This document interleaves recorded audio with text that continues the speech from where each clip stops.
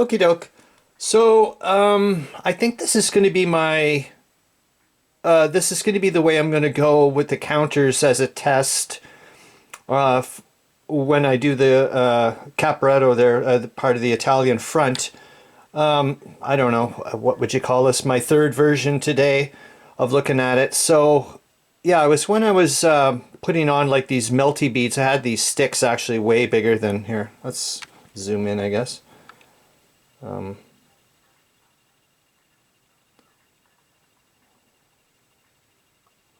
There we go. So originally these are much larger. I think these are just I don't know what those things are, like little, very small little cocktail skewers or whatever. Not really barbecue skewers, but much smaller.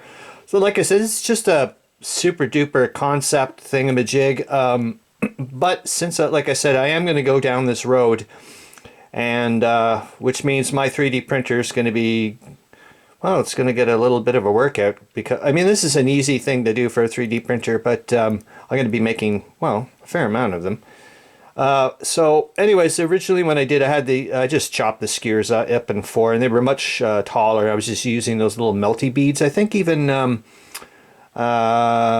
Trench Club, that game, uses a similar concept. And if you play miniatures, there's a lot of things like this kind of thing. Anyways, and then afterwards I went, God, the melty beads are driving me nuts because they're cylindrical.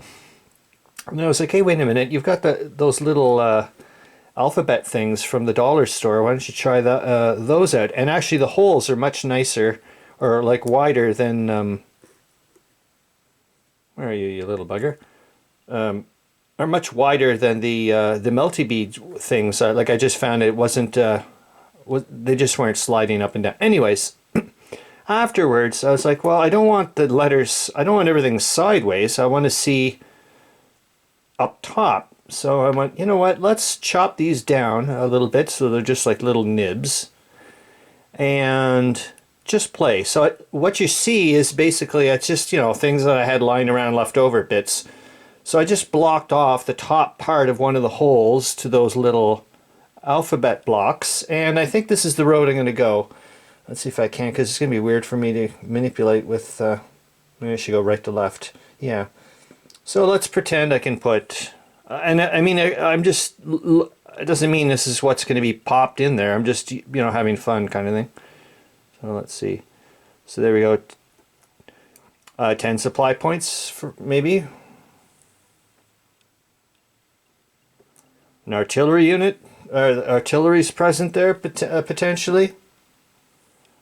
20 strength points. The counter number's number 30 if I want to get more information off map of, like, you know, what troops are there and so on and so forth. And then, oh, you little brat. It was working so good there. There. I don't know, like, and I think so. I think, like I said, this is like super duper ultra primitive, like concept or whatever you want to call it. Like, it's going to be a much better. Everybody's going to be nice and flush, and well, everything will be 3D printed, for crying out loud. But I think this is seems like a rather easy, effective way of being able to take things on and off the counters without having to worry about, you know, stacking things, falling over.